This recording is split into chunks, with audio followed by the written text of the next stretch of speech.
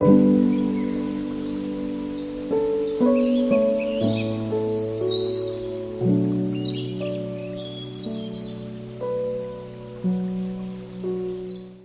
যখন 12-13 বছর বয়স, আমার বাবা খুব অসুস্থ হয়।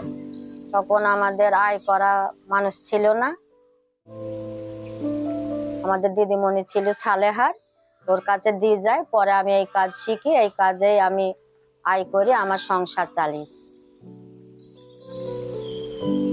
আমার সংসার চালাতাম, আবার আমার বাবার চিকিৎসাও করা হইতো। ধরো আমার 16 বছর বয়সে বিয়ে হয়ে গেল। আমার বাড়ির সংসার ধরো ভাই বোনদেরও দেখতে হয়েছে, মানুষ করতে হয়েছে, পড়াশোনাও করেছে।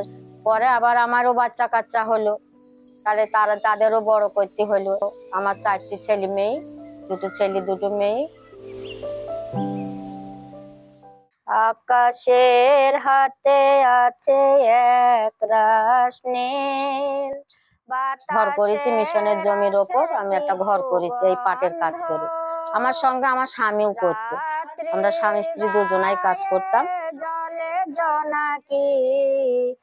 এখন আমার তো বয়স হয়ে যাচ্ছে, কাজ তার আমি তেমন করতে পারছি না, তাও করছি। এখন যা কাজ করে একটু সঞ্চয় করে রাখবো, যে আমি তো অসুস্থ হব। আমরা চাই যে আমাদের এই কাজটা থাকুক, আমাদের এই কাজটা থাকুক, আমরা এই কাজটা করি। আমি বা আমার আরো যারা সাথী সঙ্গী আছে সবাই যেন, এখন আমাদের পরও আমাদের আরো অল্প বয়সী মেয়েরাও কাজ করে, তারাও যেন করতে পারে, ভবিষ্যতে তারাও যেন তাদের সংসারটা চালাইতে পারে।